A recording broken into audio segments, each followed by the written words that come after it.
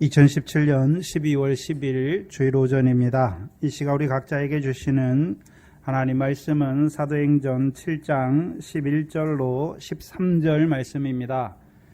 사도행전 7장 11절로 13절 말씀입니다. 이 시간 우리 각자에게 하시는 하나님의 말씀으로 함께 받겠습니다.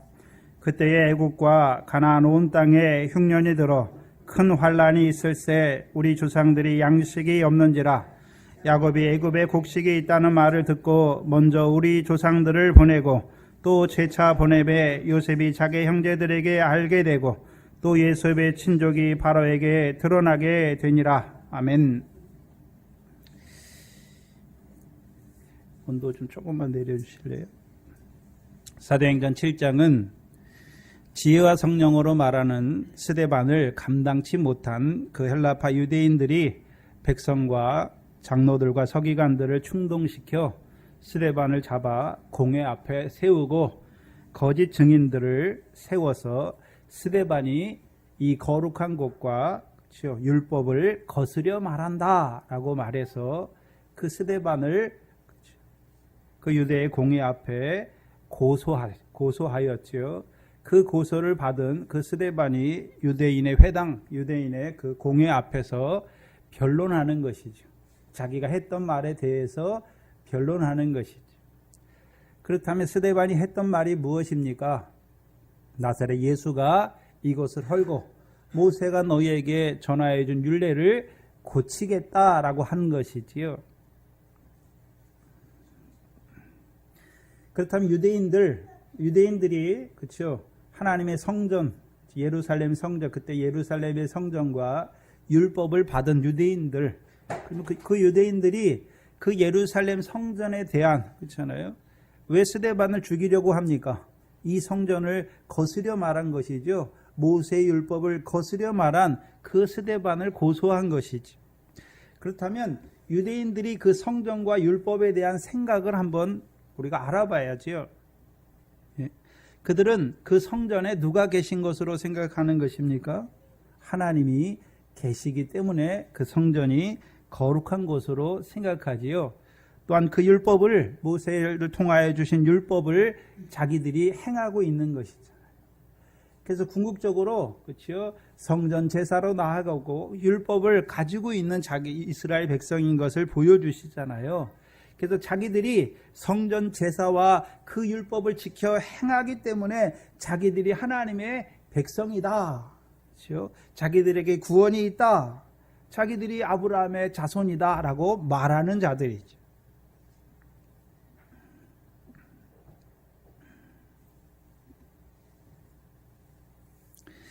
그래서 그들의 고소에 대한 스데반의 변론이지요. 자기 변호예요. 그래서 스데반이 하나님께서 함께 하시는 이스라엘의 역사를 통해서 특별히 초반부에 조상들이 여러 명 있지만 그렇죠? 아브라함과 요셉을 통해서 그렇죠? 아브라함과 요셉과 함께 하시는 그렇죠? 그 하나님을 증거하는 거죠. 그 유대인들에게 그 하나님을 증거하는 것이죠. 그런데 아브라함과 요셉에게는 특징이 있어요. 하나님이 아브라함과 요셉과 함께 하셨는데 예루살렘 성전이 있어서 율법이 있기 때문에 아브라함이 율법을 행했기 때문에 또한 아브라함이나 요셉이 예루살렘 성전에서 하나님을 예배했기 때문에 하나님이 그들과 함께 하신 것입니까? 아니란 말이죠. 아니잖아요. 예루살렘 성전이 있기도 전에 하나님이 율법을 주시기도 전에 메소포타미아에서 다른 신을 섬기던 그 아브라함과 함께 하신 하나님이죠. 그리고 함께 하셔서 그를 가나안 땅으로 인도하신 하나님이란 말이죠. 또한 요셉과 함께 하셨는데 요셉이 어디에 있을 때 함께 하셨습니까? 사도행전 7장 9절에 보시면 여러 조상이 요셉을 시기하여 애굽에 팔았더니 누가 함께 하셨습니까? 하나님이 저와 함께 하신 것이죠. 그럼 요셉이 예루살렘에서 하나님을 경배했기 때문에 하나님이 함께 하신 것입니까? 애굽에 있는 요셉과 하나님이 함께 하셨습니까? 애굽에 있는 요셉과 하나님이 함께 하셨다는 것이죠.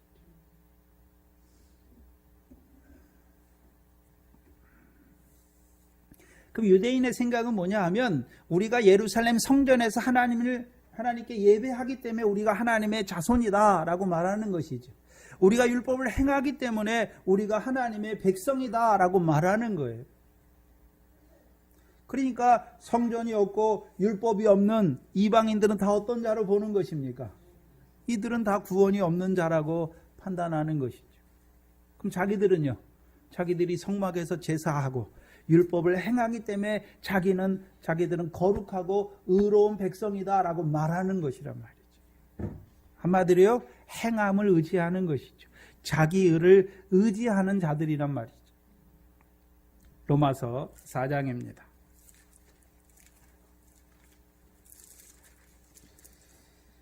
로마서 4장을 보시면 4장 13절로 15절입니다.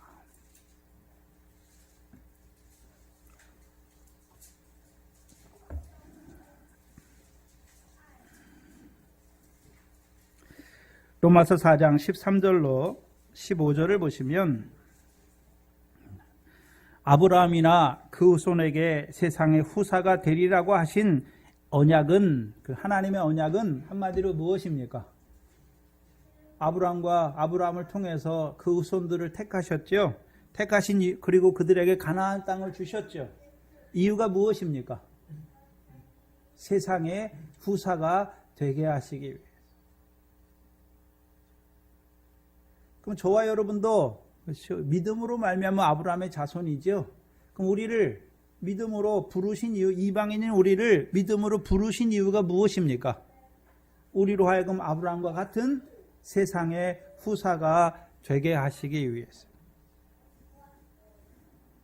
그럼 세상의 후사라는 의미는 그렇죠? 우리가 이 세상에 사는데 하나님이 무슨 이 세상 것을 우리로 하여금 얻게 하시는 것이 아니라 이 세상에 사는 날 동안에 하늘의 영원한 기업을 얻는 후사가 되게 하신다는 거예요. 예수 믿는 것은 이 땅에서 무엇을 얻기 위해서 예수 믿는 것이 아니라 우리를 위해 예비하신 그 하늘의 기업을, 그 영원한 기업을 얻게 하시기 위해서 우리를 아브라함의 자손으로 부르셔서 이 세상에서 하나님의 후사가 되게 하신 거예요.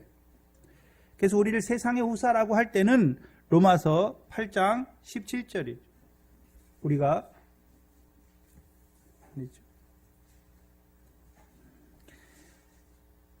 하나님의 후사, 곧 그리스도 함께한 후사죠. 그와 함께 뭘 얻기 위해서요? 영광을 얻기 위해서 고난도 받아야 될 것을 말씀하시죠. 그럼 우리는 이 세상에 뭐를 얻는 것이 아니라 하나님의 후사예요. 이 세상에 살지만 하늘에 계신 하나님 아버지께서 갚으시는 그 상과 영광을 얻을 후사로 우리를 부르셨단 말이죠. 근데 13절에 보시면 우리를 세상의 후사가 되게 하시겠다고 하신 언약은 율법으로 말미암은 것이 아니란 말이죠. 무엇으로 말미암았습니까? 믿음의 의로 말미암은 것이다 라고 말씀하는 것이죠. 만약에 율법에 속한 자들이 아브라함의 후사라면, 아브라함과 같이 세상의 후사라면 믿음은 헛것이 되고 약속은 폐하여졌느니라 라고 말씀하잖아요. 그럼 육적 이스라엘은 자기들이 후사라고 말하는 거예요. 왜요? 우리들이 성전에서 하나님께 제사하고 우리들이 율법을 열심히 지켜 행하니까 우리가 하나님의 후사다라고 말하는 것이죠.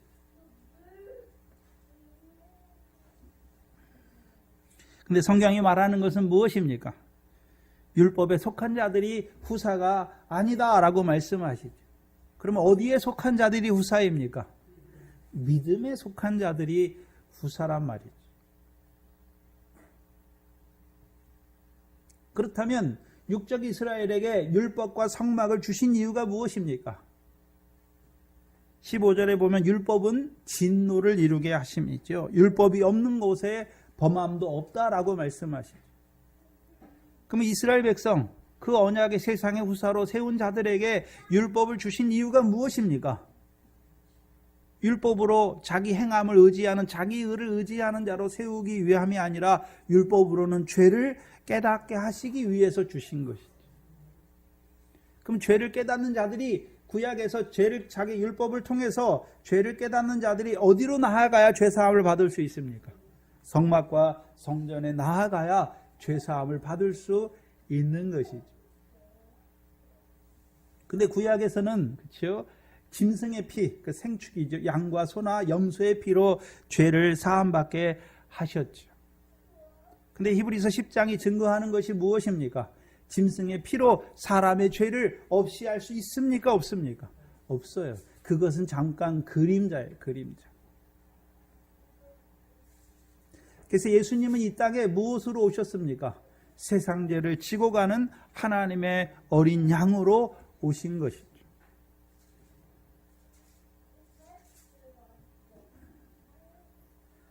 그래서 우리가 제사를 드리기 때문에, 율법을 행하기 때문에 우리가 의로운 자가 아니란 말이죠. 세상의 후사가 아니란 말이죠. 그리스도의 십자가로 우리를 부르심으로 우리가 거룩함을 입은 것이죠. 우리가 의를 행하기 때문에 거룩해지는 것이 아니라 우리를 부르신 것이죠. 그래서 하나님의 의이신 예수 그리스도를 믿는 자로 세우는 것이죠. 그러면 구약의 육적 이스라엘은 그들에게 성막과 율법을 주신 것은요, 그들로 하여금 이제 그림자에서 참으로 오시는 실제 하나님의 어린 양으로, 세상 죄를 지고 갈 어린 양으로 오시는, 율법의 저주에서 속량하실 그리스도로 오시는 그 메시아를 기다리는 자로 살게 하신 것이죠.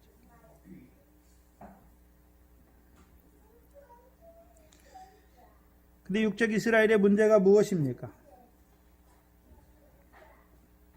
하나님의 의를 믿지 아니하고 힘써 자기 의를 세우려고 하나님의 의를 대적하는 것이죠.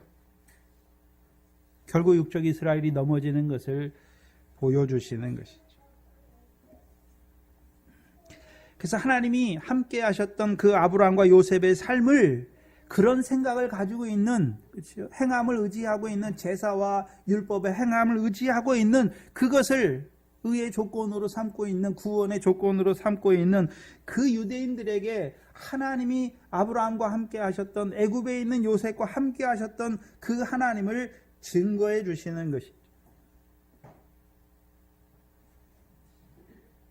특별히 아브라함을 통해서는요, 그 유대인의 공회 앞에서 아브라함과 함께 하셨던 하나님을 통해서, 그 아브라함을 통해서 그와 그 자손에게 가나안 땅을 약속의 기업의 소유로 주실 것을 약속하셨고, 한번 그 씨를 한번 애굽에 내려갔다 다시 가나안 땅에 올라오게 하셔서 하나님을 섬기실 것을 말씀하시고 그들에게 할례 언약을 주신 것이죠. 그렇다면 스데반이 그들이 아브라함과 함께 하셔서 아브라함에게 주신 세 가지 말씀이 있잖아요. 그것을 유대인들에게 말하는 거예요. 하나님이 아브라함과 그 자손에게 가나안 땅을 영원한 기업의 소유로 주신 이유가 무엇인지 너희가 아느냐 묻는 거예요. 그리고 또 그들에게 그들을 한번 애굽에 내려갔다 올라오게 하신 이유가 무엇인지 너희가 아느냐. 또한 그 가나안 땅에서 하나님을 섬기는 너희에게 율례의 언약을 주신 이유가 무엇인지 너희가 아느냐라고 묻는 거예요. 그들이 하나님이 아브라함에게 하신 약속과 한번 애굽에 내려갔다 올라오게 하셔서 이 가나안 땅에서 하나님을 섬기는 그들에게 할례 언약을 주신 하나님의 뜻을 알았다면 하나님의 의를 대적하는 자들이 되지는 않았을 것이죠. 근데 아브라함이 조상이라고 하면서도 하나님께서 아브라함과 함께 하셔서 하신 그 언약의 말씀을 저버리는 자들로 살아가고 있는 그 육적 이스라엘을 지금 하나님 앞에 고소하는 거예요. 폭로하는 거예요. 이스라엘 백성이 어떤 자인지를 보여주시는 것이죠.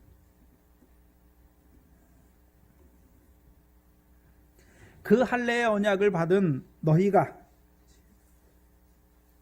너희 조상 요셉을 시기하여 그를 애굽의 종으로 판 것처럼 그 요셉 스데반 당시 육적 이스라엘이 시기가 가득하여 하나님의 아들을 십자가에 못 박아 죽인 것이죠. 그러나 하나님께서는 애굽의 종으로 팔렸던 요셉과 함께 하신 것처럼 하나님이 그 나사렛 예수와 함께 하셔서 십자가에 죽은 예수를 살리셔서 그를 주와 그리스도가 되게 하셨고, 또한 성령이 충만한 그의 종들을 통하여 예수의 십자가와 부활을 증거하게 하셔서 먼저는 육적 유대인들에게 보내셨지. 그래서 그들로 그 악함을 회개하게 하시기 위하여 보내셨죠. 그런데도 목이 굳고 마음과 귀에 할례를 받지 못하니까 그들이 성령을 거스려 자기 의를 세우려고 하나님의 의를 대적하는 자리에 선 육적 이스라엘의 모습을 보여주시는 거예요.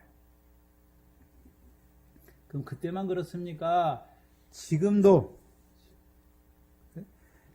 행함을 의지하는 자들은 결국 자기 의를 세우려고 하나님의 의를 대적하는 자로 살아가고 있는 그 하나님의 백성이 있는 것을 또한 보여주시는 것이죠.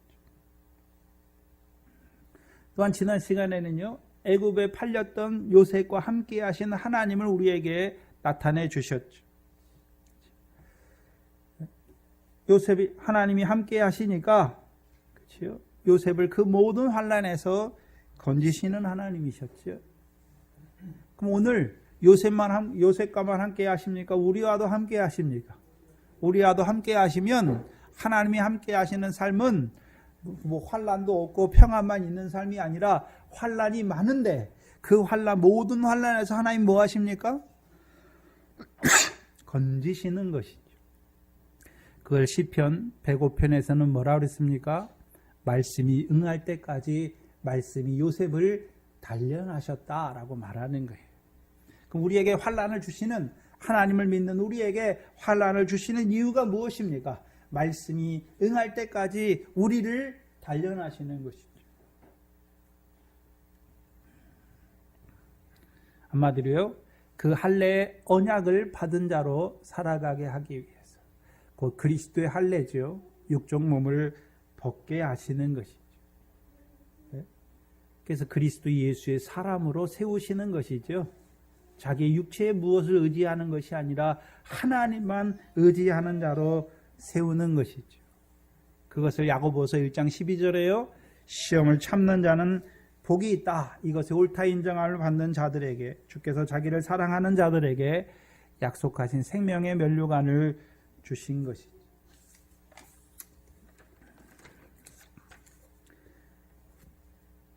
그리고 그 연단이 끝난 요셉을 하나님이 바로왕 앞에서 은총과 지혜를 주셔서 하나님이 하실 일을 깨닫게 하시고 바로를 통해서 바로와 바로의 온 집의 총리가 되게 하신 것이죠.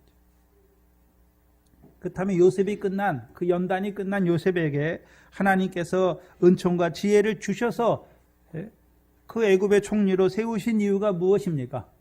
이제 비로소 요셉을 통하여 하나님의 뜻을 이루어 가시는 것이죠. 하나님의 뜻을 이루어 가시는 거예요. 그럼 요셉을 통해서 하나님의 뜻을 이루어 가시는데 어떤 것을 이루어 가시는 것입니까? 창세기 15장에서 말씀하신, 아브라함에게 말씀하신 내 자손이 이방 땅에, 다른 땅에 나그네가 되고 400년 동안 그 땅에서 종살이할 것을 말씀하시고 400년이 지난 후에 하나님의 백성을 종으로 삼은 나라를 하나님이 심판하시고 그들을 이 땅으로 인도하여서 이 땅에서 하나님을 섬기게 하시는 그 역사에 쓰임받는 요셉으로 세우는 것이죠. 근데 요셉이 다 하는 게 아니죠. 요셉은 이스라엘 백성이 그 다른 땅에 나그네 되는 그 일에 쓰임받는 자로 요셉을 하나님이 쓰시는 것이죠.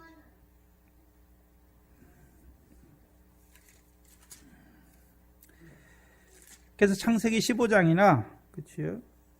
사도행전 7장 6절에 보시면 그와 그 자손을 다른 땅에 나그네가 되게 하시죠. 그렇죠? 근데 그 땅이 어느 땅이라고 말씀하지는 않았어요.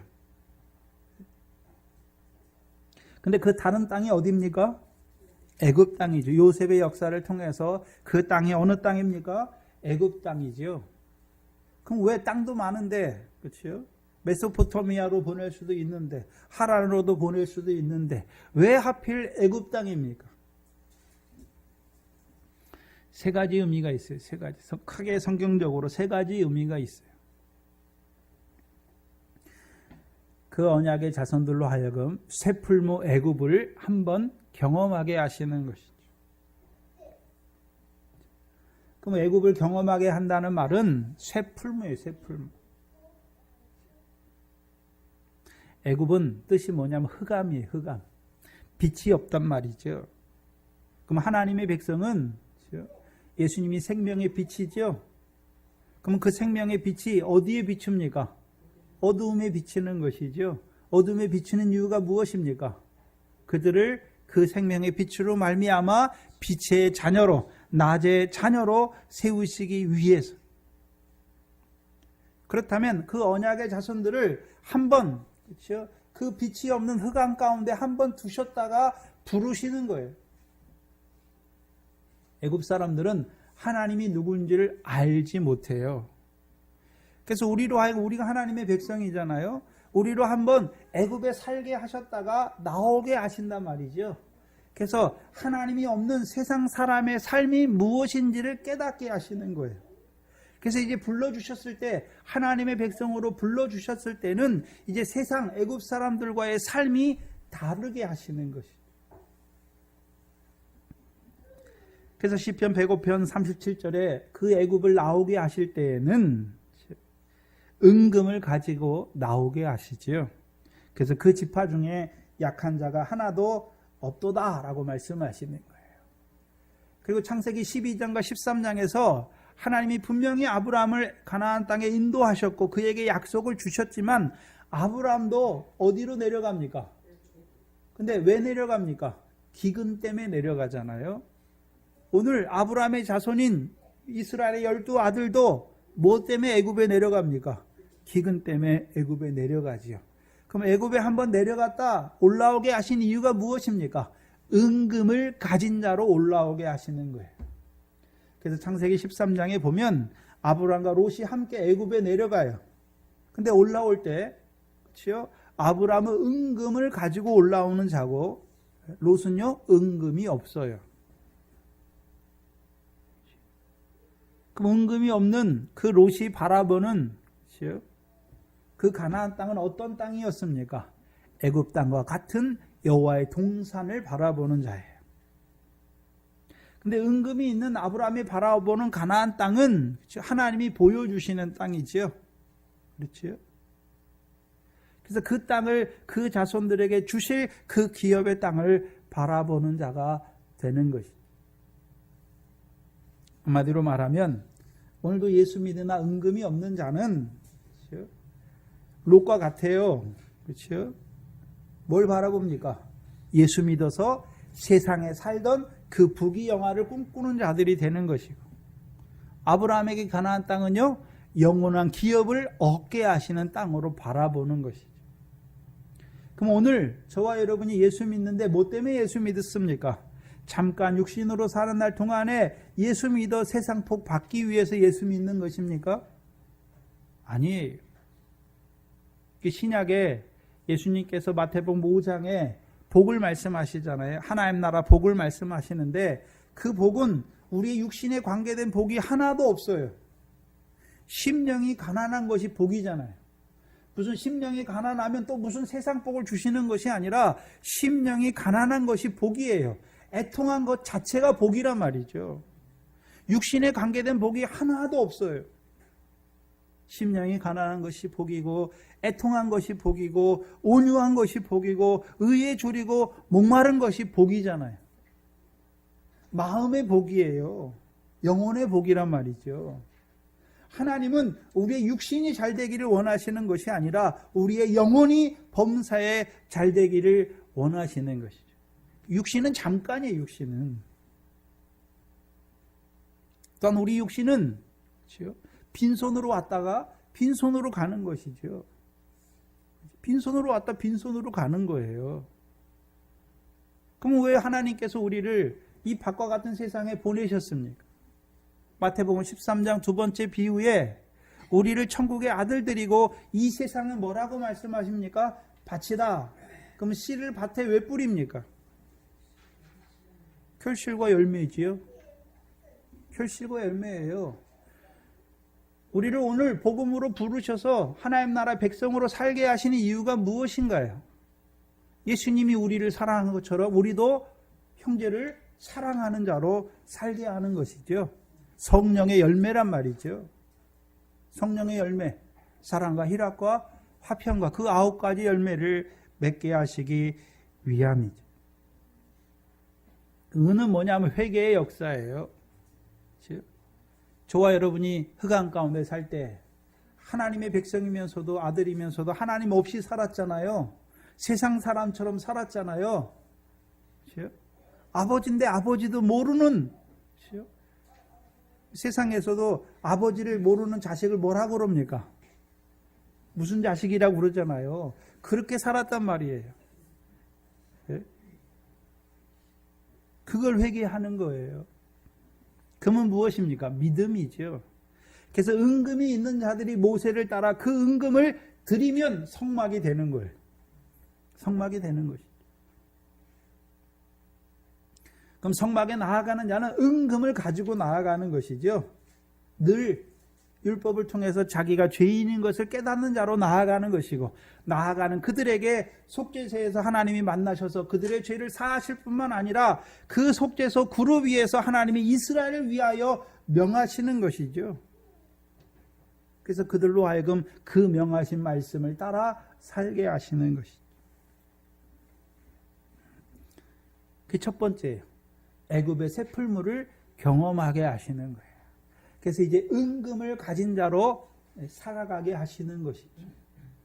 두 번째는요, 애굽에서 내 아들을 불렀다 하신 말씀을 이루시는 거예요. 이스라엘 백성이 애굽에 살잖아요. 그렇죠? 애굽에 살지만 누구 백성입니까? 아브라함의 자손이고 하나님이 택하신 아브라함의 자손들이죠. 하나님의 백성이란 말이에요. 그래서 예수님도 애굽에서 내 아들을 불렀다. 그래서 애굽에 한번 내려갔다 올라오게 하시죠. 자, 저와 여러분이 예수 믿기 전에, 예수님이 믿어지기 전에 우리가 애굽 사람으로, 세상에 속한 사람으로 살았잖아요. 근데 빛이 없는 흑암 가운데 그 세상 사람처럼 애국과 같은 세상의 백성으로 살아갈 때에도 우리가 누구 아들이었습니까? 하나님의 아들이었어요. 하나님의 아들이었어요. 그래서 예수 이름의 뜻이 무엇입니까? 자기 백성을 저희 죄에서 구원하시는 것이죠. 우리가 십자가를 믿으니까 하나님 백성이 된 것이 아니라 이미 자기 백성이에요. 근데 뭐 때문에 하나님과 가까이 하지 못하는 것입니까? 죄 때문에. 그래서 그 죄의 문제를 주께서 지심으로 우리를 하나님 앞에 의로운 자로 세워서 하나님 앞에 우리를 의로운 자로 하나님의 백성으로 세우시는 것이죠.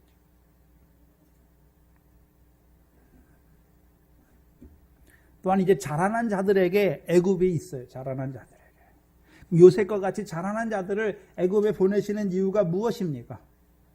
세상의 소금과 빛으로 세우시기 위해서.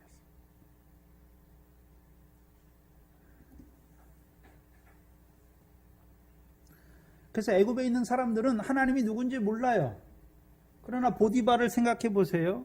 요셉이 종으로 있는데 여호와께서 함께 하시니까 형통한 자가 되니까 보디발이 요셉을 통해서 누구를 알게 되는 것입니까? 하나님이 누군지를 알게 되는 거예요. 바로도 어떻습니까? 꿈을 통해서, 요셉을 통해서 하나님이 어떤 일을 하시는지를 알게 하시는 것이잖아요. 그럼 저와 여러분도 요셉과 같이 자라났으면 하나님이 우리를 어디 가운데 세웁니까? 세상 가운데 소금과 빛으로 세우시는 거예요. 그래서 우리의 빛을 그 세상 사람들 앞에 비춰서 우리의 착한 행실로, 저희로 하늘에 계신 우리 아버지께 영광을 돌리는 자로 세워야 되는 거예요.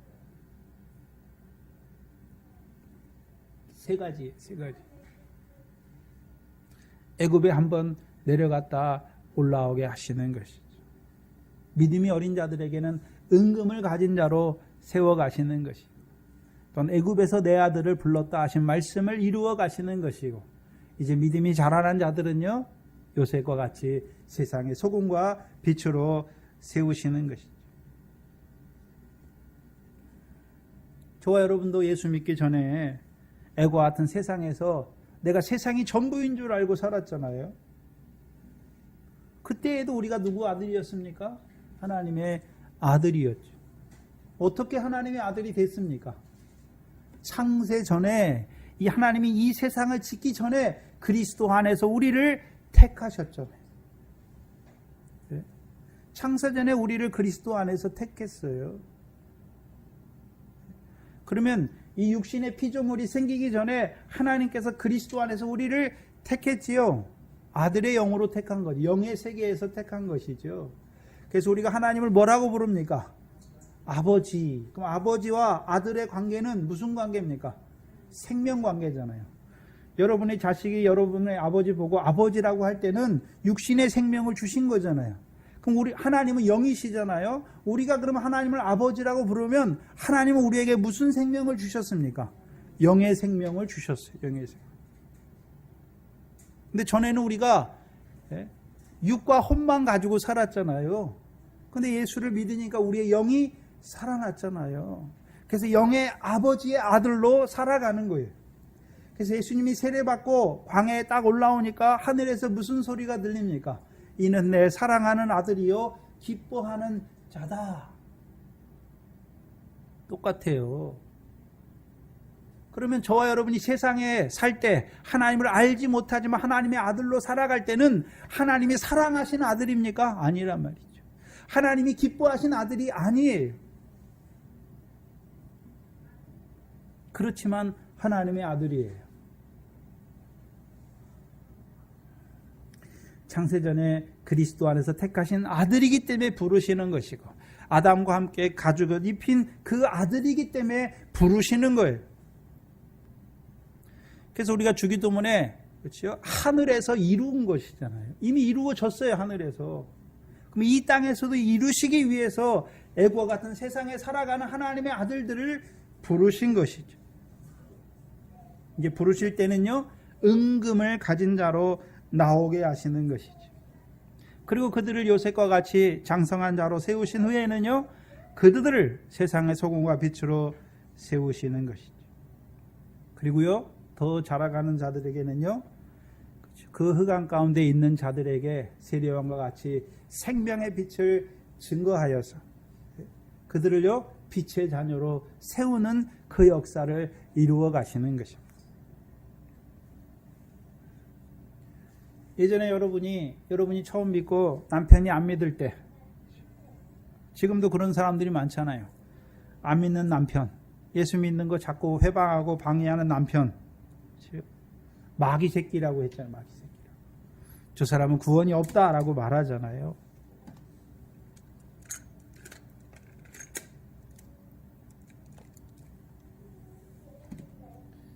이제 애굽에, 그렇죠? 하나님의 애굽에 한번 내려갔다 올라오게 하신 그 뜻을 알게 되면 그 안 믿는 남편이 마귀 새끼입니까?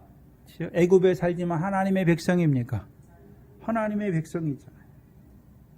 하나님의 백성인데도 하나님을 알지 못하고, 그렇죠? 그렇게 진노를 자취하는 자로 살아가는, 그렇죠? 그 하나님의 백성. 그러나 그를 창세전에 그리스도 안에서 택하신 아들이니까 애굽에 살아가는 그 아들을 하나님이 불러주시기를 기도하는 자가 돼야 되는 거예요. 오늘도 하나님이 뭘 원하십니까? 먼저 부르신 우리를 통해서 그 세상의 빛으로 세워서 그 하나님의 살아계심을 나타낼 뿐만 아니라 우리를 통해서 그들을 하나님이 부르시는 것이죠. 그걸 원하시는 거예요. 근데 우리는 어떻게 살았습니까?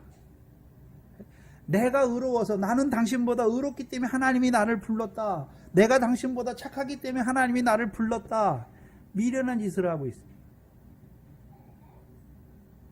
내가 남보다 의롭기 때문에 우리를 부르신 것입니까? 아니에요. 은혜로 부르신 거잖아요. 그럼 안 믿는 세상 사람들 볼 때, 안 믿는 남편을 볼 때, 믿음이 없는 남편을 볼 때 그들을 더럽다고, 세상에 속한 자니까, 나는 하나님의 백성이니까 너희는 더러워, 그렇게 하는 게 아니란 말이에요. 하나님의 택하신 자인데, 하나님의 아들인데, 하나님을 알지 못하고 아버지를 알지 못하고 세상에 속한 자로 살아가는 저를 불쌍히 여겨주시기를 기도해야 되는 것이죠.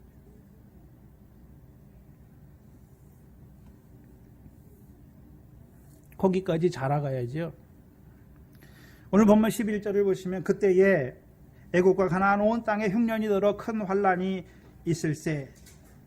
근데 우리가 창세기를 보면 흉년이 먼저 있습니까? 풍년 7년이 먼저 있습니까? 풍년 7년이 먼저 있죠. 그리고 그 후에 7년의 흉년이 있지요. 근데 문제는 뭐냐면 7년의 흉년이 너무 심하니까 앞에 있던 풍년이 기억되지 못하고 그 애굽 땅이 기근으로 멸망할 것을 요셉을 통해서 바로에게 말하는 것이죠. 그럼 애굽 사람들, 요셉의 꿈을 한번 생각해 봐야 되는데, 그렇죠? 하나님이 하실 일을 보여주시잖아요. 그럼 애굽 사람들 생각을 한번 생각해 보세요. 애굽 사람들, 그 전에는 그냥 어쩌다가, 바로가 자기들의 신이잖아요.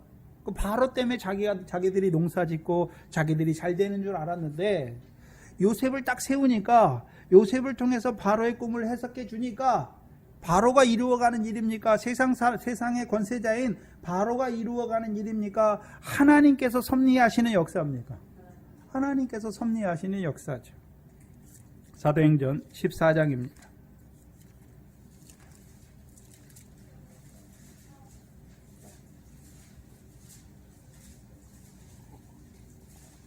사도행전 14장 16절 17절입니다.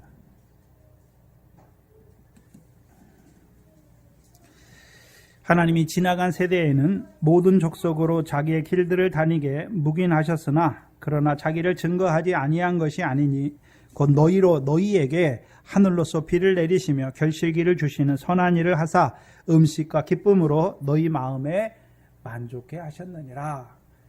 그러면 세상 사람들에게도, 그렇죠? 세상 사람들이 자기들이 알아서 먹고 사는 것입니까?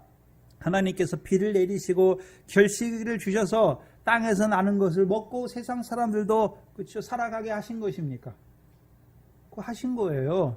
근데 세상 사람들은 어떻게 생각했습니까?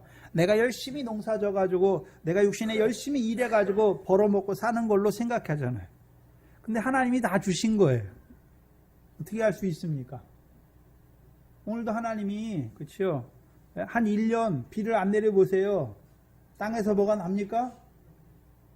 안 나요. 하나님이 한 6개월만 햇빛을 가려보세요. 아무것도 안 나요. 그렇죠? 근데 그걸 알지 못해요. 근데 요셉은 꿈을 통해서 애굽 사람들에게 말하죠. 하나님이 어떤 하나님인지를 말하는 거예요. 하나님은 죽어있는 하나님이 아니라 살아계시잖아요. 그래서 역사를 주관하시죠. 너희에게 풍년도 주시지만 뭐도 주십니까? 흉년도 주시는 하나님인 것을, 살아계신 하나님을 증거하는 거예요.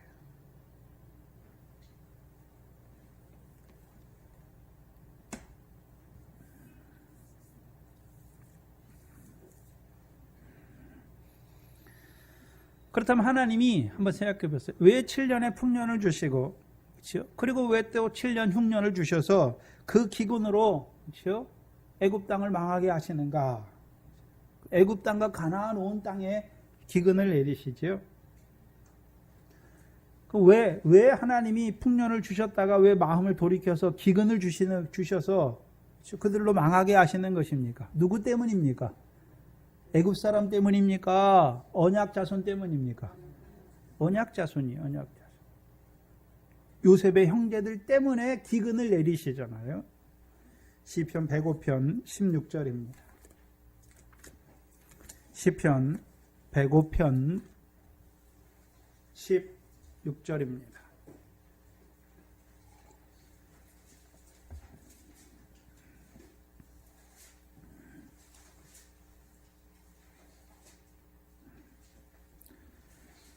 그가 하나님이죠.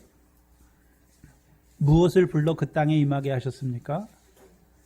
기근을 불러 그 땅에 임하게 하여 그 의뢰하는, 그렇죠? 이스라엘 백성, 요셉의 이스라엘의 아들들이 의뢰하는 양식을 다 끊으신 것이죠.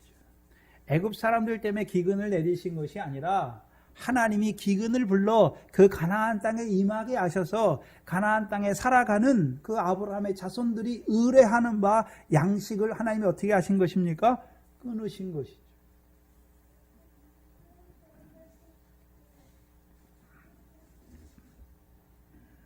근데 기근을 왜 내리십니까? 그 언약 자손들에게, 그렇죠? 기근을 왜 내리십니까? 기근은 한마디로 하늘의 문을 닫으시는 것이죠. 가나안 땅은, 그렇죠? 가나안 땅은 천수답이에요. 비가 안 내리면 농사를 못 지는 땅이잖아요. 그러면 가나안 땅의 역사에서 하나님이 언제 비를 내리십니까? 이스라엘 백성이 여호와의 명령을 청종하면 하나님이 이른 비와 늦은 비를 주셔서 그 땅의 소산으로 풍성하게 하시는 것이죠. 그럼 요셉의 형제들, 그렇죠? 뭐를 청종하지 않는 자가 됐습니까? 여호와의 명령을 듣지 않는 자들이 된 거예요. 청종이란 단어는 사막, 듣다라는 단어에 듣다. 그럼 듣지 않는 자들이 된 거예요. 그럼 요셉 때 이스라엘 백성들, 그렇죠?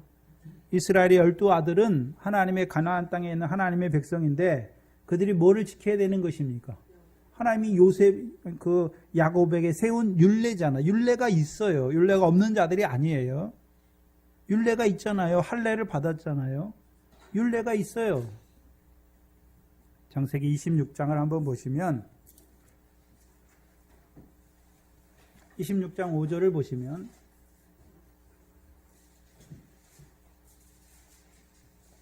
원래 율법은 언제 주셨습니까? 모세 때 주셨다고 그랬는데 창세기 26장 5절을 보시면 창세기 26장 5절에 이는 아브라함이 내 말을 순종하고 내 명령과 내 계명과 내 율례와 내 법도를 뭐 했다라고 말합니까? 지켰다라고 말씀하잖아요. 그렇죠? 하나님은 분명히 모세 때 율법을 주셨는데 이미 아브라함은 뭐 하고 있습니까? 하나님의 명령과 율례를 지키는 자로 살아가고 있는 것을 보여주시죠. 또한 시편 105편 9절에 야곱에게 세우신 율례잖아요. 그래서 가나안 땅에서 그들을 하나님을 섬기는 자로 세운다고 하는 것은 그렇죠? 아무것도 안 주고 하나님을 섬기는 것이 아니라 하나님이 세우신 율례가 있는 것이죠. 그게 할례로 대표되는 것이잖아요. 근데 요셉의 형제들은 그 할례의 언약을 받은 율례를 지켜야 될 자들임에도 불구하고 오히려 시기하여 요셉을 팔았고 그 아비에게는 거짓말로 고하는 자들이었죠. 그럼 그들이 어떤 자로 살아가는 것입니까? 시기와 거짓으로 살아가잖아요. 아직 돌이키지 못했잖아요. 그 가나안 땅에 살아가는 그 언약의 자손들이 그렇죠? 할례를 받았으면서도 여호와께 속한 자가 아니라 시기와 거짓된 자들로 살아가고 있잖아요. 거짓의 아비가 누굽니까? 마귀잖아요. 그럼 누구에게 속한 자로 살아가고 있습니까? 마귀에게 속한 자로 살아가고 있단 말이죠. 근데 이스라엘 그 요셉의 형제들은 자기들이 그렇죠? 시기와 거짓된 자로 살아가면서도 스스로는 어떻게 생각하고 살았을까요? 창세기 42장을 한번 보시면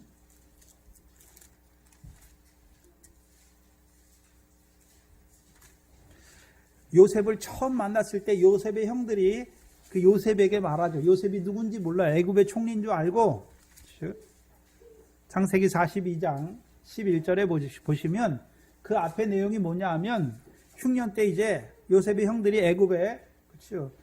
곡물을 사러 와요.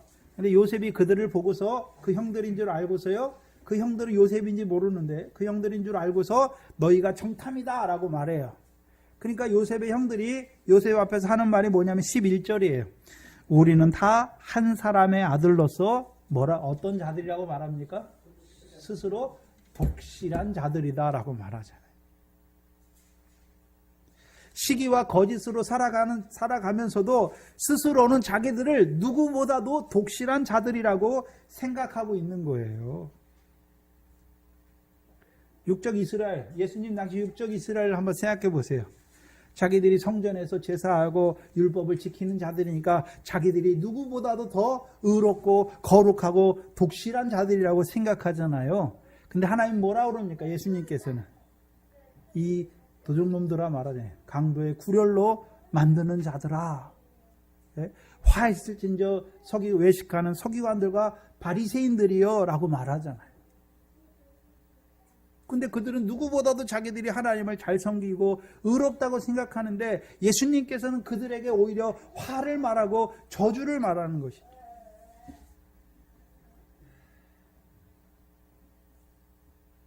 그러면 영원한 언약의 후사이면서도요, 요셉의 형들의 삶은 한마디로요, 죄가 사망 안에서 왕노릇하는 자들이죠. 그럼 가나안 땅에 살지만 영원한 기업을 얻는 자로 살아가니까 사망의 권세에 지는 자로 살아가고 있습니까? 사망의 권세에 지는 자로 살아가는 것이죠. 그렇다면 분명히 가나안 땅에도 7년 풍년이 들었겠지요. 그러면 7년의 풍년이 들었을 때 이 요셉의 형제들이 어떻게 생각했을까요? 누구보다도 독실한 자로 살아가는 우리에게 하나님이 우리의 의로운 대로 복을 주신 것이다 라고 생각하는 거예요.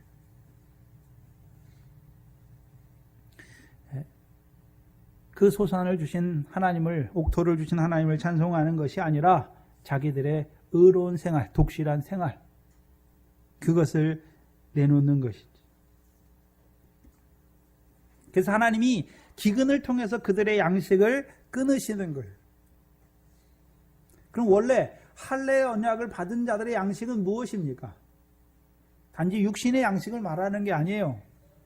우리가 양식은 세 가지가 있어요. 세 가지. 육신의 양식이 있죠. 여러분 아침에 밥 먹고 왔죠. 왜 먹고 왔습니까? 그 육신의 양식이니까. 그거 먹으면 육신이 살이 되고 피가 되지요. 근데 육신의 양식만 있습니까? 마음의 양식도 있습니까? 마음의 양식. 그 학생들 보고 독서하고 음악 감상이나 영화를 보고 왜 합니까? 마음이 기쁨을 얻으려고. 육신이 좋은 거 먹으면 육신이 기쁘잖아요. 육신의 양식을 만나게 먹으면 육신이 기쁘잖아요. 즐겁지요? 우리 마음도 그렇죠. 기쁘고 즐거운 걸 봐야 되는 거죠. 그게 마음의 양식이에요. 그럼 우리는 육과 마음만 있습니까? 영도 있습니까? 영의 양식을 먹어야 하는 것이죠. 근데 요셉의 형제들은 어떤 자들입니까? 이미 죽었어요. 죄가 사망 안에 왕노릇하는 거죠. 그럼 원래 할례 언약을 받은 자들의 양식은 예수님의 양식이 뭐였습니까? 자기를 보내신 하나님의 뜻을 행하고 그의 일을 이루는 거예요. 그게 영의 양식이에요. 우리에게 하나님의 말씀을 양식으로 주신 것은 그 말씀대로 살게 하시기 위해서 주신 거예요. 그럼 할례의 언약을 받은 자들의 양식은 무엇입니까? 그들에게 할례의 언약을 주신 이유가 무엇인가요? 그들에게 가나안 땅을 영원한 기업의 소유로 주시겠다는 그 언약이 그들의 살에 있게 하셔서 영원한 언약이 되게 하기 위해서 주신 것이죠. 그렇다면 그 할례의 언약을 받은 자들의 양식은 아브라함에게 약속하신 대로 그 가나안 땅을 영원한 기업의 소유로 얻는 삶을 살아야 되는 것이죠. 그 삶을 살아야 되는 게 그들의 양식이에요. 근데 오히려 죄가 역사하니까 죄가 사망 안에서 왕노릇하니까 사망이잖아요. 사망 가운데 사니까 어두움의 일을 이루고 있잖아요. 열매 없는 어두움의 일에 살아가는 자들이죠. 그럼 그들의 양식은 무슨 양식밖에 안 남았습니까? 애굽 사람들과 같이 육신의 양식만 바라보고 살아가는 자들이 된 것이죠.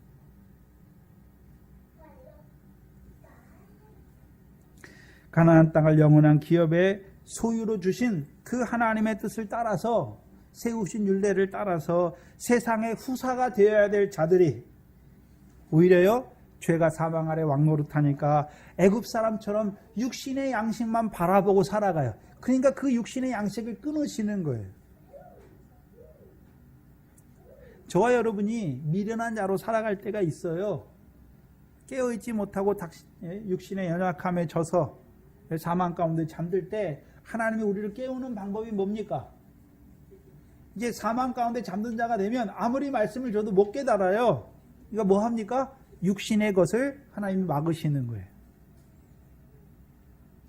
그럼 왜 사망의 잠이 들게 되었습니까? 육신을 의뢰하는 자가 된 거예요. 할례의 언약은 육신을 육적 몸을 벗게 하시기 위해서 주신 것인데, 오히려 그 할례의 언약을 받은 자들이 오히려 시기와 거짓으로 살아가는, 위로부터 온 지혜가 아니라 세상적이요 정욕적이요 마귀적인 지혜를 가지고 살아가는 자들이 될 때 하나님이 그 육신에 의뢰하는 것들을 끊어요. 그럼 하나님의 백성은 요셉과 같이 누구를 의뢰해야 되는데요? 하나님만 의뢰해야 되는데 오히려 뭘 의뢰하고 있습니까? 육신의 양식을 의뢰하는 그들을 하나님이 끊으시는 거예요.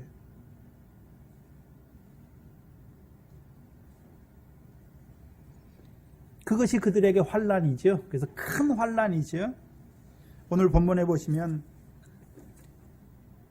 그때에 애국과 가나안 온 땅에 흉년이 들어 큰 환난이 있을세 말씀하시죠. 하나님이 함께 하시는 요셉도 환난을 당하죠. 근데 요셉의 환난은 말씀이 응할 때까지 그를 단련하시는 환난이었고, 요셉의 형제들에게 주신 환난은 언약의 백성이면서도 사망 가운데 있는 자들을 일으키시기 위해서 주시는 환난이에요. 예수님의 제자들이 배 타고 갈 때, 그렇죠? 요단 동편으로 건너갈 때 하나님이 큰 광풍을 주시잖아요. 왜 주셨습니까?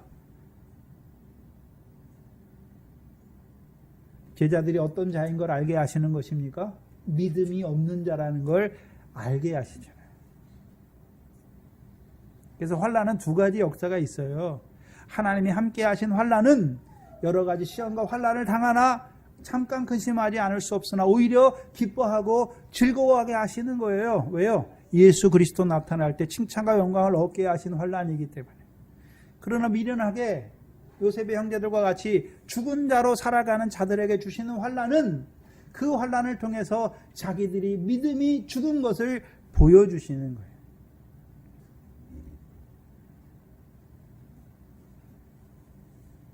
그리고 그들이 요셉과 만나죠. 12절 13절을 보시면 야곱이 애굽에 곡식이 있다는 말을 듣고 먼저 우리 조상들을 보내고 또 재차 보내매 요셉이 자기 형제들에게 알게 되었다. 그래서 창세기는 두 번에 걸쳐서 그 형들이 요셉을 만나요. 그렇죠?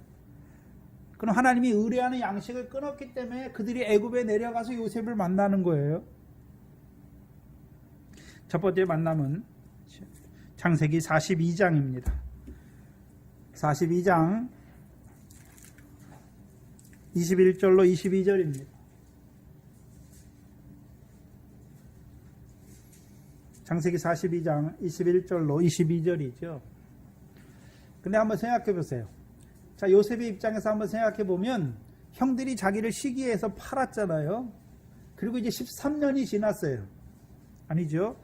이제 5년이 더 있어야 되니까 13년에다가 요셉이 30세 총리가 되고 7년의 흉년이 있었고 2년 흉년이 있었으니까 몇 년 만에 만난 것입니까? 20년 만에 만난 거죠. 20년 만에. 17세 소년으로 애굽에 팔렸고 30세 총리가 됐고 7년 풍년 때는 이들이 애굽에 안 내려오잖아요. 그리고 흉년이 2년째 되니까 그들이 내려왔잖아요. 그러면 20년 만에, 아니죠? 9년을 더해야 되니까 22년 만에 만난 것이죠. 22년 만에 형제들을 만났어요. 근데 형들은 요셉을 까맣게 잊어버렸는데 요셉은 형들을 기억하고 있죠. 왜 기억하고 있습니까? 이 사람들이 나를 팔았으니까 언제 한번 만나면 내가 꼭 복수를 해야지. 내가 나에게 한 대로 나도 그 사람들에게 꼭 해서 복수해야지. 그것 때문에 기다리고 있습니까? 아니죠.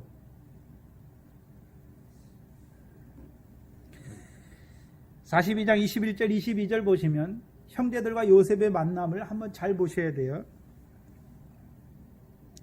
요셉이 그들을 올무로 걸잖아요. 그렇죠? 그들의 말을 통해서 그들을 붙잡아요. 그러니까 그들이 21절에 그들이 서로 말하되 우리가 아우의 일로 인하여 범죄하였도다. 그가 우리에게 애걸할 때 그 마음의 괴로움을 보고도 듣지 아니하였으므로 이 괴로움이 우리에게 임하는도다. 이제 괴로움이 임하니까 이제 뭐가 생각났습니까? 자기들이 범죄한 게 생각나는 거예요. 그럼 그 전에는요? 그 전에는 범죄를 해놓고서도 자기들이 의인인처럼 독실한 자처럼 생각했잖아요. 근데 요셉을 딱 만나니까 요셉을 통해서, 그렇죠? 요셉이 그들에게 올무를 탁 거니까 그들이 뭐가 생각났습니까? 자기들의 괴로움 때문에 옛날에 자기들이 그 요셉 형제에게, 동생에게 범죄했던 게 생각나잖아요. 문제는 뭐냐 하면 자기들이 범죄했다는 건 아는데 그 죄를 자백합니까? 자백하지 못합니까? 자백하지 못해요. 다윗과 같이 내가 여호와께 범죄하였나이다 하는 자백이 없어요.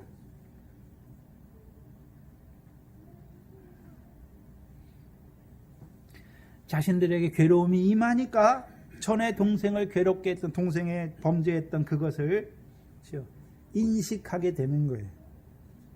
만약에 괴로움을 안 당했다면 여전히 자기들이 범죄한 것도 모르고 자기들은 독실한 자처럼 살아갈 것이죠. 여러분들도 여러분들 예전에 교회 다닐 때 예수 믿어 세상 복 받고 예수 믿어 구원받아 천국 가고 내가 예수 열심히 믿으니까 하나님이 복 주시고 그렇게 살아갈 때 그게 여러분은 잘한다고 의로운 자라고 거룩한 자라고 살아갔는데 말씀을 딱 깨닫고 나니까 그게 뭡니까?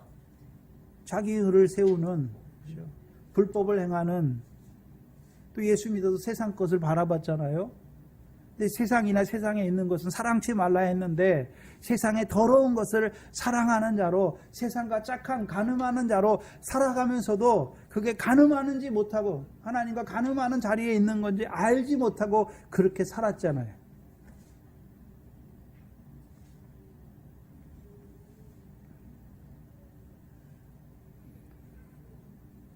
그래서 독실한 자처럼 요셉을 만나기 전에는요, 요셉이 말씀이 있잖아요. 그래서 말씀을 만나기 전에는 내가 하나님 앞에 할 만큼 했는데 나는 이렇게 독실한 자인데 이렇게 생각하는 거예요. 근데 괴로움 당하니까 마하지 못해서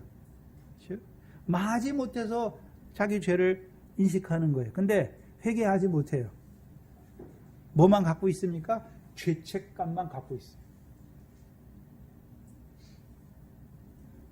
근데 22절 보면 르우벤은 더해요. 22절에 보면 르우벤이 그들에게 대답하여 가로되 내가 너희더러 그 아이에게 득죄하지 말라고 하지 아니하였느냐? 그래도 너희가 듣지 아니하였느니라. 그러므로 그의 핏값을 내게 되었다. 그럼 동생들을 비난하잖아요. 르우벤은 나는 그 요셉을 파는 일에 동참하지 않았어. 너희 때문에 나까지 그 핏값을 지게 됐다라고 말하잖아요. 또한 이들의 괴로움을 뭐로 여기고 있습니까? 르우벤은 죄에 대한 벌로 여기 있잖아요. 죄값에 벌 받는 것으로 생각하는 것이죠. 하나님, 그럼 요셉이 그 형제들이 그 괴로운 상황에 들어가게 하는 이유가 무엇입니까? 죄를 깨닫게 하고 하나님 앞에 자기 죄를 자백하는 자로 세우는 것이잖아요. 근데 그걸 못해요. 근데 두 번째 만남을 44장에 보시면 이제 두 번째 요셉과 형제들이 만나는데 44장 16절을 보시면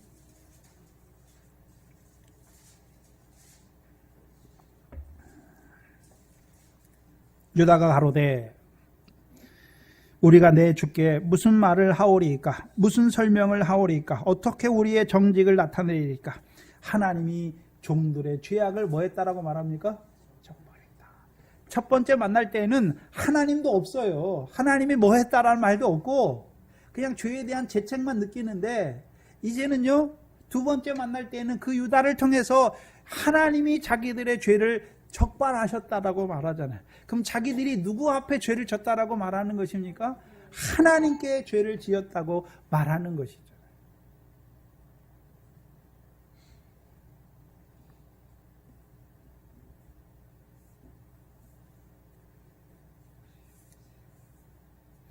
우리가 형제에게 잘못하는 게 있는데 그게 누구에게 죄를 짓는 것입니까? 여호와께 죄를 짓는 거예요. 형제를 사랑하라 했는데 미워하고 시기했잖아요. 그렇죠? 여러분이 남편을 미워하는 거 그렇죠? 살인죄예요. 구약에서는 육신을 죽여야 살인죄인데 신약의 예수님께서 뭐라 그랬습니까? 형제를 미워하는 것이 살인죄란 말이에요. 근데 남편을 미워하고서도 예배당 나와서는 내가 의로운 척, 은혜로운 척, 거룩한 척 하잖아요. 요셉의 형제들과 똑같아요. 마음에는 남편을 미워하는 마음이 가득하면서도 예배당 나와서는 내가 의로운 척, 거룩한 척.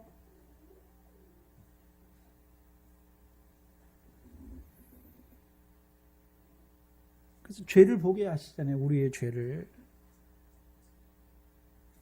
그래서 율법은 죄를 깨닫게 하잖아요. 그래서 구약의 모세를 통해 주신 율법으로는 우리가 죄가 없어요. 왜? 간음도 안 하죠. 살인도 안 하죠. 부모 공경하잖아요. 근데 예수님이 우리에게 우리 마음속에 주신 율법, 하나님의 말씀을 우리 그 율법을 우리 마음속에 탁 넣어주니까 내가 육신의 살인은 안 했지만 형제를 미워했잖아요. 살인죄. 내가 육신의 간음은 안 했지만 여자를 보고 음욕을 품었고 세상과 짝해서 하나님과 간음했잖아요. 벗어날 수가 없어요.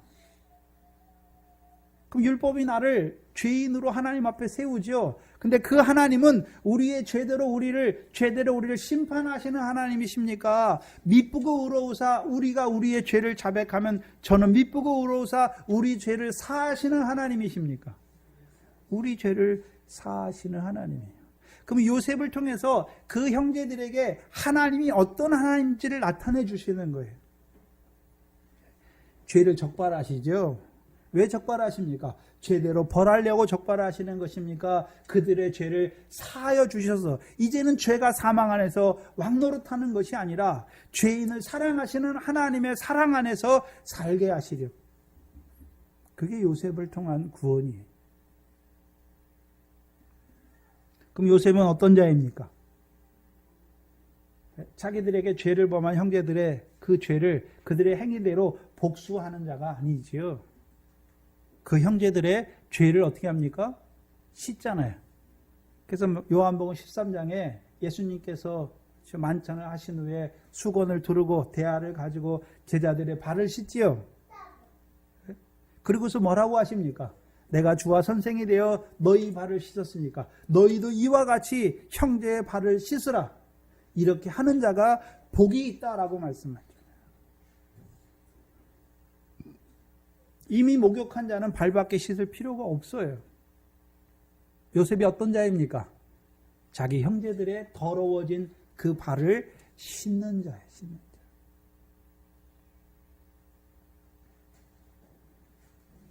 왜 수건을 가지고 씻습니까? 율법이잖아요. 근데 율법을 가리운 것이 아니라 수건 얼굴에서 수건을 벗기잖아요. 그럼 율법을 통해서 그들이 언약 자손인 그들이 시기와 거짓으로 살아가는 그 죄를 깨닫게 하는 것이고, 그러면 율법을 통해서 죄를 깨닫게 하고 그 죄를 통해서 하나님 앞에 나오게 하는 것이죠. 어떤 하나님이뇨? 죄대로 벌하시는 하나님이 아니라 자백하면 저는 미쁘고 의로우사 우리의 죄를 사하시는 하나님. 여러분이 하나님을 볼 때 우리가 하나님 아버지가 우리가 죄 지을 때마다 죄대로 벌하시는 그런 하나님이 아니에요. 죄인을 사랑하시죠. 어떻게 해요? 그 아들을 십자가에 죽이시기까지 우리를 사랑하신단 말이죠. 문제는 무엇입니까? 우리는 죄를 지을 수밖에 없어요. 원죄가 있어서. 그러니까 우리는 하나님이 우리가 의로운 걸 기뻐하시는 것이 아니라 죄를 자백하는 걸 하나님이 기뻐하세요. 요셉이 어떤 자입니까? 형제들은 이미 목욕한 자라는 걸 알아요. 그래서 형제들의 발을 씻는 복 있는 자의 삶을 살고 있는 것이죠.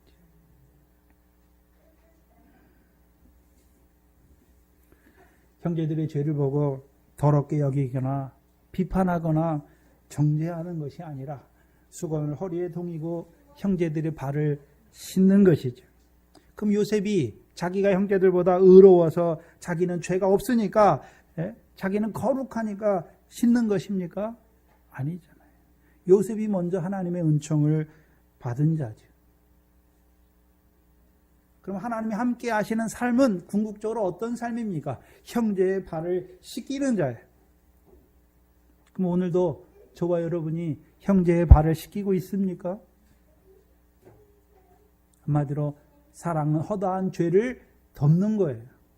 덮는 생활하고 있습니까? 아니면 형제가 죄를 지을 때마다 아이고 더러워, 어떻게 저런 죄를 지을 수 있어, 비판하고 정죄하고 그렇습니까? 아니면 오히려 수건을 두르고 형제의 발을 씻고 있습니까? 나는 그런 죄를 안 졌기 때문에 나는 의로우니까 씻는 것도 아니에요. 내가 거룩해서 씻는 것도 아니죠. 내가 일만 알아도 탕감받은 자라는 걸 아는 것이죠. 하나님이 나를 어떻게 사랑하셨는지를 아니까, 나 같은 죄인을 사랑하셨는 줄 아니까 우리도요, 주께서 우리를 불쌍히 여긴 것처럼 우리도 형제를 불쌍히 여기는 것이죠. 여러분은 어떤 만남을 하고 있습니까? 요셉과 같이, 그렇죠? 형제의 죄를 덮는, 그 형제의 발을 씻는 복 있는 자로 살아가시기를 바랍니다. 기도하겠습니다. 하나님 감사합니다. 오늘 이 말씀을 통해 요셉과 함께 하셨던 그 하나님을 오늘 우리에게 나타내 주셔서 그 하나님은 죄인을 부르시고 그 죄를 사하시기를 원하시고 그들을 죄에서 깨끗게 하시기를 원하시는 그 하나님인 것을 요셉을 통해서 나타내 주시고 또한 우리를 요셉과 같이 형제의 발을 씻는 자로 세우시기를 원하시는 그 아버지 하나님을 우리에게 나타내 주시니 감사합니다. 우리가 미련한 자가 될 때가 많은 미련한 우리들, 형제의 죄를 보고 씻는 자가 아니라 오히려 더럽다 하고 비판하고 정죄할 때가 많은 미련한 저희들을 다시금 돌이켜보게 하시고 우리가 하나님 앞에 일만 하나도 탕감받은 자인 것을, 어떻게 우리를 사랑하셨는지를 다시금 깨닫게 하시고 주께서 우리를 불쌍히 여긴 것 같이 형제를 불쌍히 여기는 자들로 살아갈 수 있도록 그 수건을 두르고 형제의 발을 씻는 복된 자로 살아가는 저희들 되게 하여 주시옵소서. 하나님 앞에 나올 때 하나님께서 우리에게 주신 것들 가운데 구별하여 드린 11조 감사 주일한금, 하나님이 주신 것을 알게 하시고 믿음을 따라 드리게 하시니 감사합니다. 이 모든 것이 하늘의 보화로 쌓여지게 하시고 우리에게 주신 모든 것을 하나님의 뜻을 따라 구별하여 사용하는 저희들 되게 하여 주시옵소서. 이곳에 주의 몸된 교회를 세워주시고 하나님의 백성들을 불러주셔서 오늘도 한 말씀 한 말씀 더하여 주셔서 오늘도 그 말씀을 통해서 어떻게 우리를 사랑하셨는지 알게 하실 뿐만 아니라 우리도 그 사랑 안에서 자라가서 이제 형제의 발을 씻는 자로 살아가는 저희들 되게 하여 주시옵소서. 이 교회에 속한 권속들을 붙들어 주시고 잠깐 육신으로 사는 날 동안에 형제의 발을 씻는 그 복을 누리는 자들로 살아갈 수 있도록 은혜 베풀어 주시옵소서. 감사하며 예수님의 이름으로 기도하옵나이다. 아멘. 찬송가 200장입니다.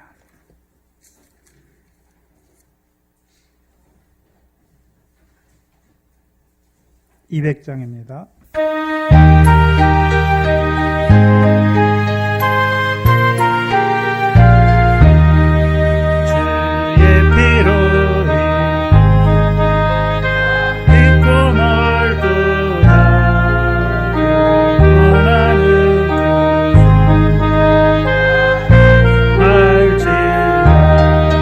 찬송하세 주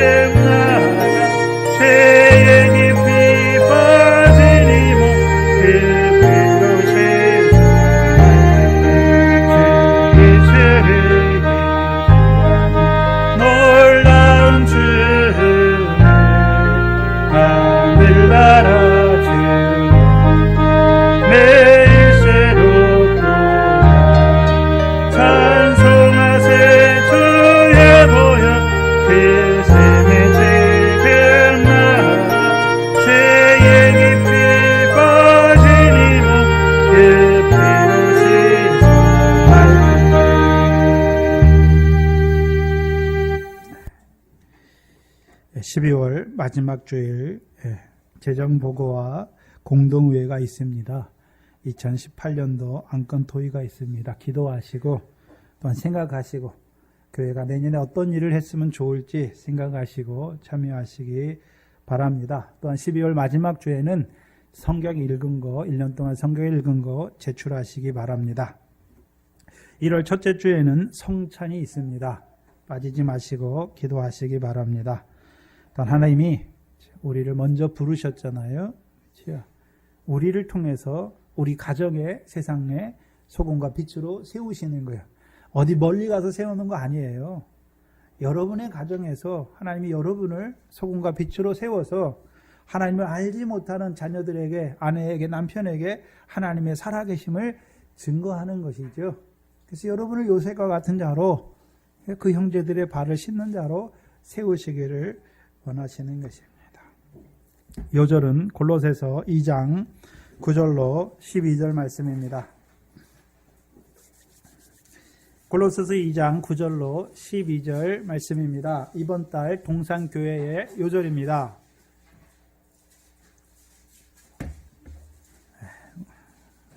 요절은 외우는 것이죠. 외우시기 바랍니다. 함께 읽겠습니다. 그 안에는 신성의 모든 충만이 육체로 거하시고 너희도 그 안에서 충만하여졌으니 그는 모든 정사와 권세의 머리시라. 또 그 안에서 너희가 손으로 하지 아니한 할례를 받았으니 곧 육적 몸을 벗는 것이요 그리스도의 할례니라. 너희가 세례로 그리스도와 함께 장사한 바 되고 또 죽은 자 가운데서 그를 일으키신 하나님의 역사를 믿음으로 말미암아 그 안에서 함께 일으키심을 받았느니라. 아멘. 하나님의 복을 받겠습니다. 지금은 우리 주 예수 그리스도의 무한한 은혜와 아버지 하나님의 크신 사랑하심과 성령 하나님의 감화 감동하심이 오늘 그리스도의 할례를 받은 자들, 오늘도 형제들의 발을 씻기를 원하는 자들의 머리 위에 이제로부터 영원토록 함께 있을지어다. 아멘.